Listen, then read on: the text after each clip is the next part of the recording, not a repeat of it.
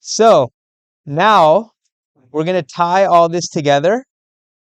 We're going to have this process of journal entry and posting. Okay, so what does that mean? This is an example of a journal entry. Okay, so what are the different parts of this? Okay, uh, you're going to have a date. Okay, so we can see here uh, that there's a date. There's always going to be a transaction date. And it's important because remember, our financial statements have cutoff times, right?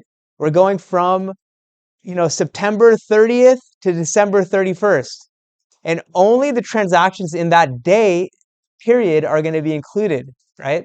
So the date of the transaction is going to matter, okay? And a lot of games actually are played with shifting around transactions by companies. It's kind of a fraudulent way. If they want to boost revenue and they had like a bunch of sales in like the first or second day of one period, they'll like shift the dates to make the prior period look better.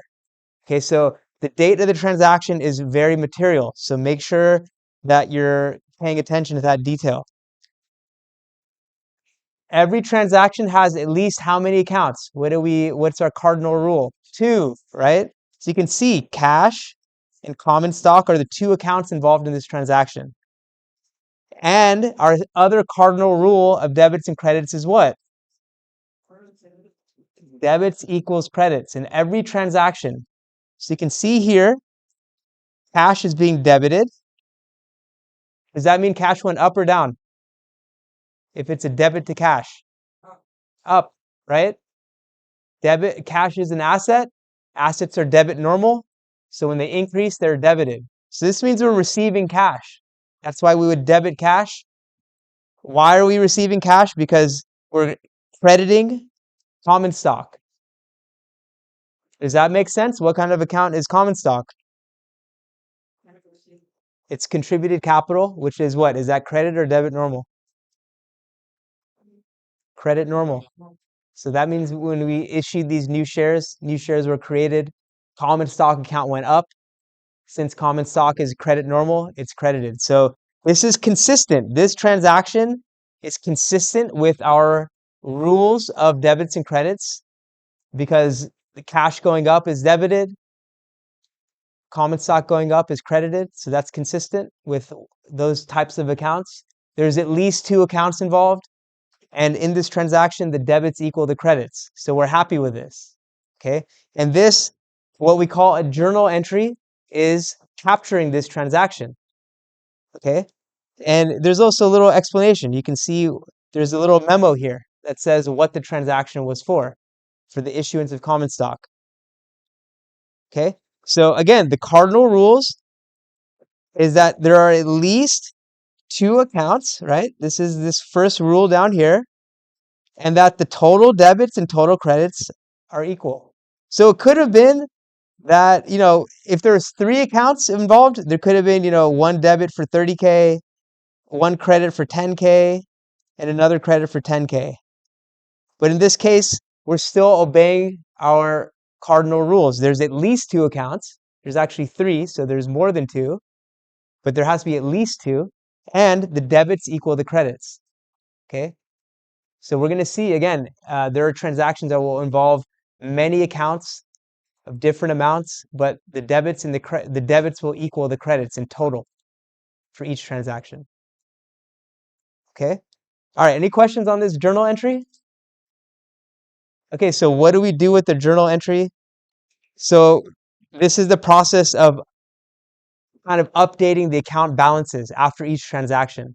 Okay, so here is our kind of step-by-step process for what we do during an accounting period. Number 1, when we have the transaction, we identify what accounts are involved with it. So this is identify the accounts, determine what type of account they are. Is it an asset, liability, revenue, expense, dividend? And make sure there's at least 2 accounts involved. Okay? That's the first step. The second step is you determine, are those accounts increasing or decreasing? What's happening to them? Right? So when we issue stock, we've identified that cash and common stock are the 2 accounts. cash is an asset, common stock is contributed capital, um, which is, I guess I should have included that here, contributed capital. Um, Cash is increasing, common stock is increasing. Okay, so we've now kind of done step two, and then we apply the rules. Cash asset increase, debit, common stock contributed capital increase, that's a credit. So now we're kind of we're ready to do our journal entry. So then we do the journal entry, making sure that the total debits equal the total credits.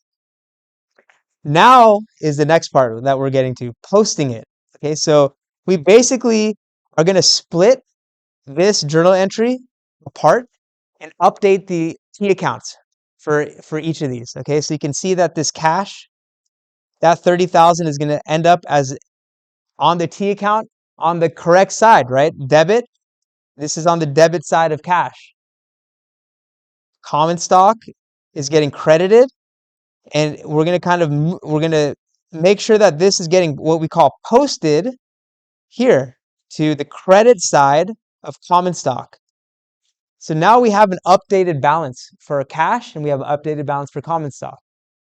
And so we're going to just go through all of our transactions. We're going to keep doing this where we have a journal entry and then we update our T account.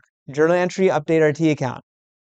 Okay, and by the end of the period, just like we had up here, we're going to have a bunch of stuff happening to cash, and then we'll get a balance at the end of the period, right? We'll have all the transactions kind of accounted for, and then we'll calculate the balance. And that's how much cash our business has after all these transactions have taken place.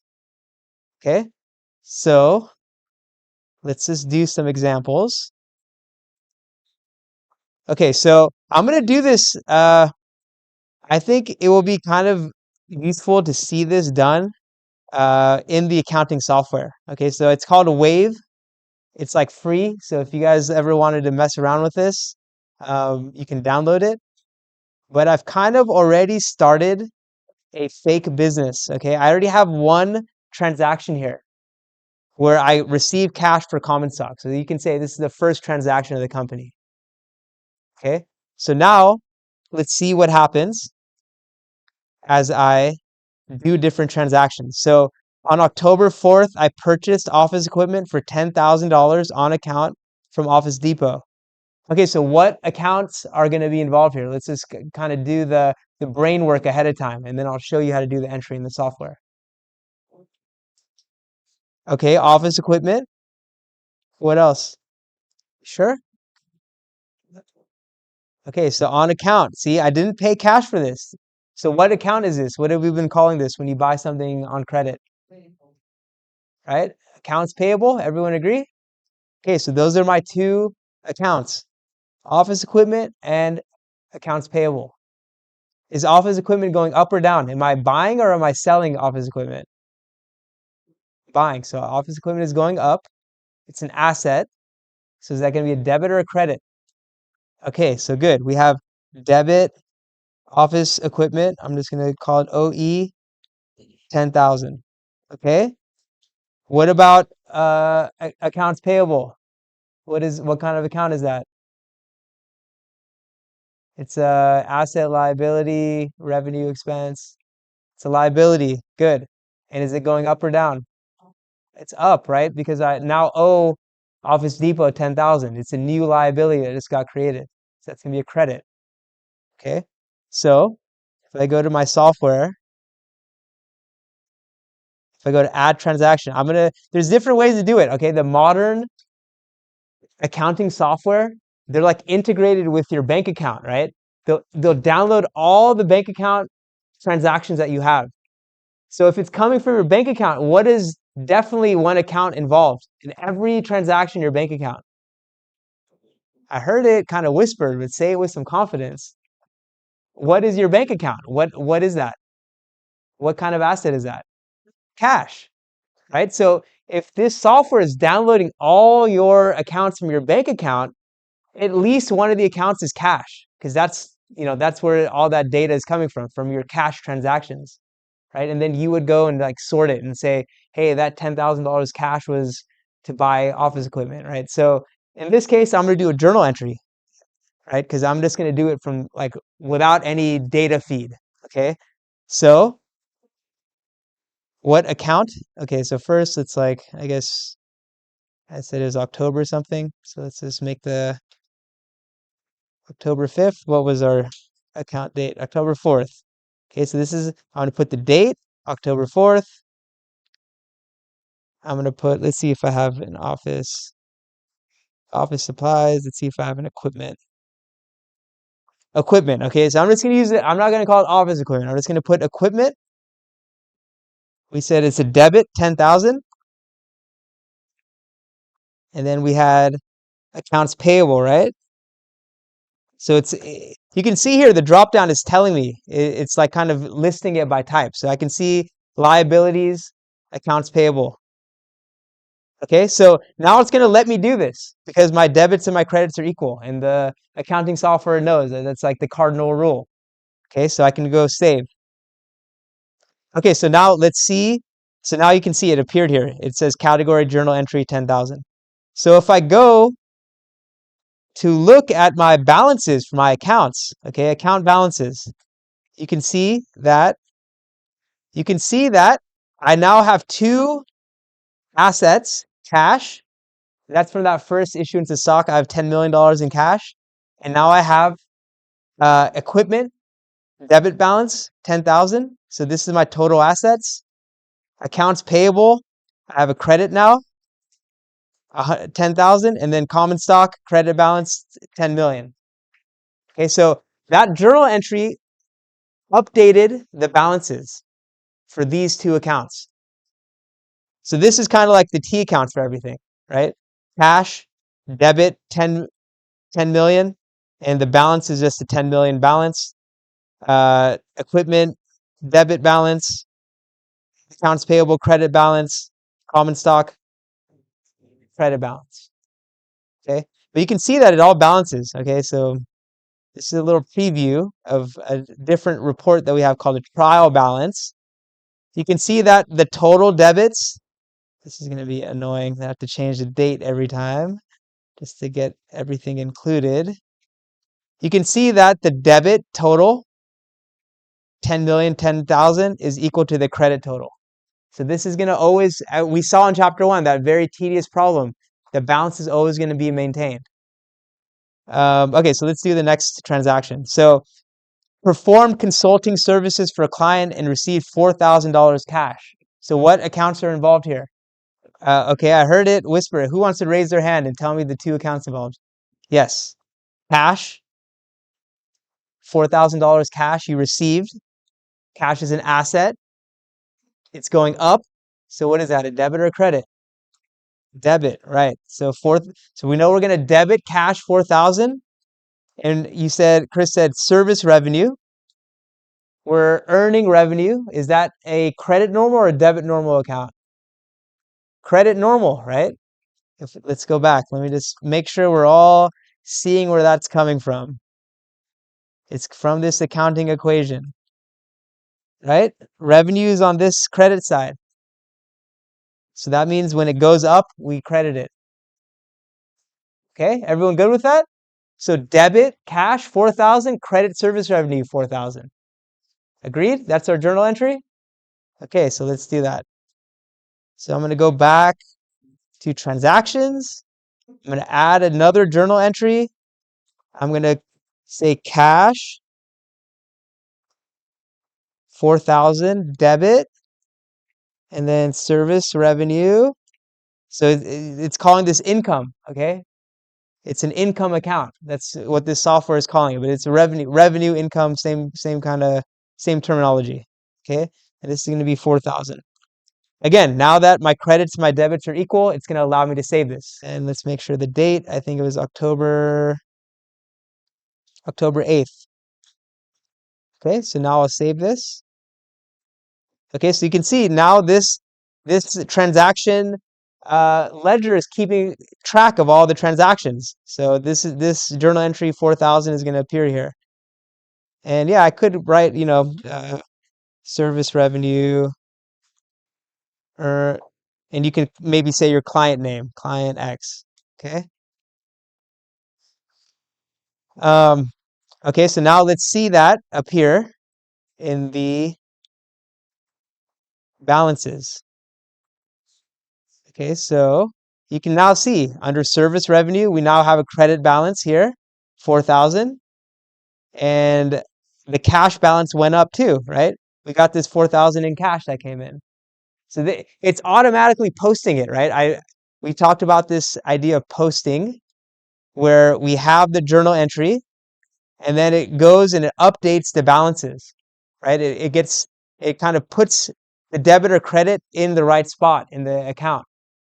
So this software is automatically posting it, okay? That's why you won't actually have to ever deal with T accounts. The software is managing the T account for you. But you need to understand the link between the journal entry and how that account balance gets updated. Okay, let's do another one. Okay, paid $1,500. Let's skip that one because that's just another cash. Okay, what about this one? October 20th. We paid $5,000 cash towards the equipment we purchased on the 4th. That we remember we bought that on account, right? Okay, so what are the accounts involved? Who wants to help me? I'm gonna do a seating chart. I'm gonna give you a warning on Wednesday because I need to learn your names. You know, I could point at people, but I'm gonna do a seating chart. So like, figure out where you want to sit on Wednesday. I'm probably gonna do that. But yeah, it would be nice. You know, I will cold call people once I have that seating chart, especially.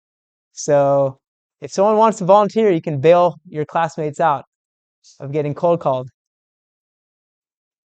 And I don't like the same people answering every time because I know you guys know the answers. So I'd like to mix it up. So maybe I'll just point at some random people. What about you? Okay, respect the honesty. But you should, because this is why you're here. You know, you can read your emails later. Okay, anyone else? Yeah. Okay. So is cash going up or down? Down, right? That cash is leaving our business. We're paying off this payable. So is that a debit or a credit? Good, yes. So cash is going to get credited. So we know that we're going to debit something, right? So does it make sense to debit accounts payable? Is that right? Okay, why is it right? I agree with you. Yeah, right? You owed that money, but now you're paying it off, right? So you owe less money to that person. So yes, it makes sense that that liability accounts payable is going to go down. So you should debit it. Okay, so we just figured it out. This is our journal entry.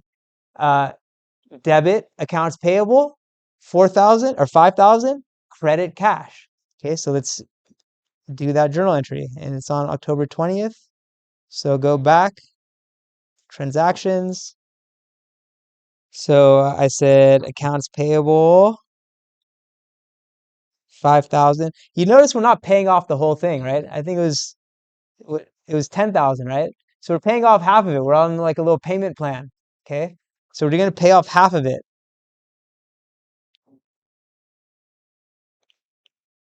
Okay. So I'm going to save this. Let's go back and see what happened. Okay. So you can see with cash, oops, the date of this. Let me fix that. Okay. So let's go back. Okay. So you can see here now, like, let's look at our cash T account essentially. Okay. We have two debits, 10,000 or sorry, 10 million from the issuance of the stock, that first transaction. Service revenue, we got cash from that client. And then this 5,000 is a credit, right? It's a reduction in cash, right? So it's giving us the balance here, right? It's not telling us. This software is a little it could be a little more clear by telling us that this is a debit balance, but it is a debit balance. Okay? And then equipment, we have our 10,000. And if we look at accounts payable now, we started with this $10,000 credit. We just debited it, right? So this $5,000 debit and this $5,000 credit are from the same transaction, but they've now kind of been split into their respective accounts. Okay, and they're linked together. You can see the date is the same, right? October 20th, October 20th. So you looking through the T account can figure out what the full journal entry was. Okay, so yeah, the balance here is 5,000.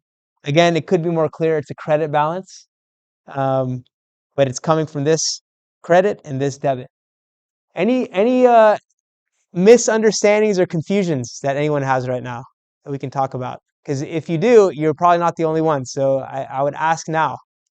Okay, this system is like it's tight. It's a tight system. Okay, this in the end you can do a million transactions, and in the end, this will still have your balance sheet balance if you just keep doing it the way that we're doing it, even if it's a million transactions. So the symmetry of this, it's uh, it's it's a very elegant system, but you have to do it right. You have to make sure you have two accounts involved, that your assets are debited when you increase them, credited when you decrease them. So you have to know the system in order for this to work. But if you do know the rules and you apply them consistently, your books will always balance.